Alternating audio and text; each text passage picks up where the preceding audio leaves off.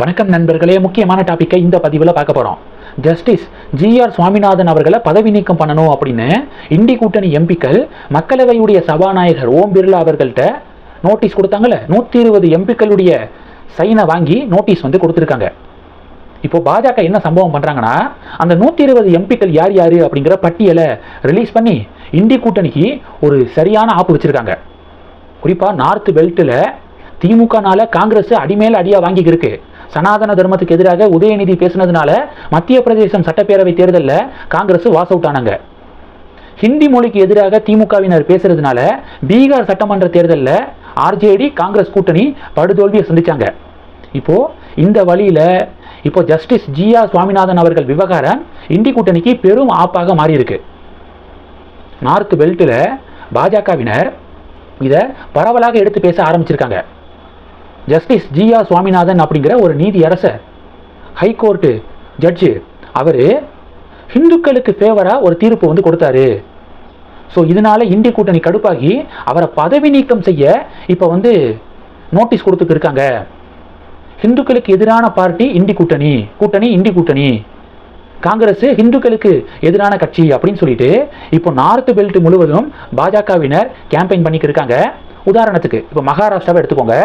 மகாராஷ்டிராவில் உத்தவ் தாக்கரே சிவசேனா கட்சியுடைய எம்பி அரவிந்த் சவாந்த் அப்படிங்கிற ஒரு எம்பி, அவரும் இந்த நோட்டீஸில் கையெழுத்து போட்டிருக்காரு. இம்பீச்மெண்ட் மோஷனுக்கான நோட்டீஸில் கையெழுத்து போட்டிருக்காரு. அதை மகாராஷ்டிரா பாஜக அங்கே எடுத்து பேசிக்கிட்டு இருக்காங்க. பால் தாக்கரே ஹிந்துத்துவாவை மையப்படுத்தி தான் சிவசேனா அப்படிங்கிற கட்சியே ஆரம்பித்தார். ஆனால் பால் தாக்கரேவுடைய பையன் Uddhav Thackeray vote bank politics பண்ண ஆரம்பிச்சிட்டாரு.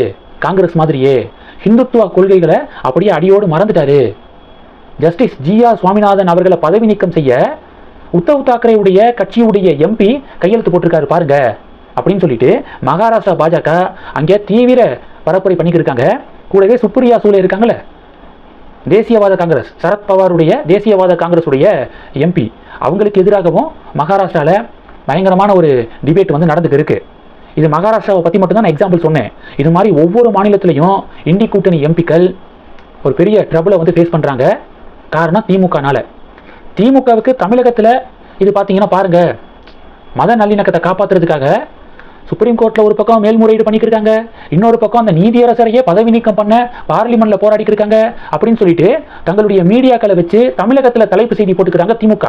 ஆனால் திமுகவை நம்பி அவங்களுக்கு ஃபேவராக இந்த இம்பீச்மெண்ட் மோஷன் நோட்டீஸில் கையெழுத்து போட்ட எம்பிக்களுக்கு நார்த் பெல்ட்டில் இருந்த கொஞ்ச நெஞ்ச ஆதரவும் போயிடுச்சு.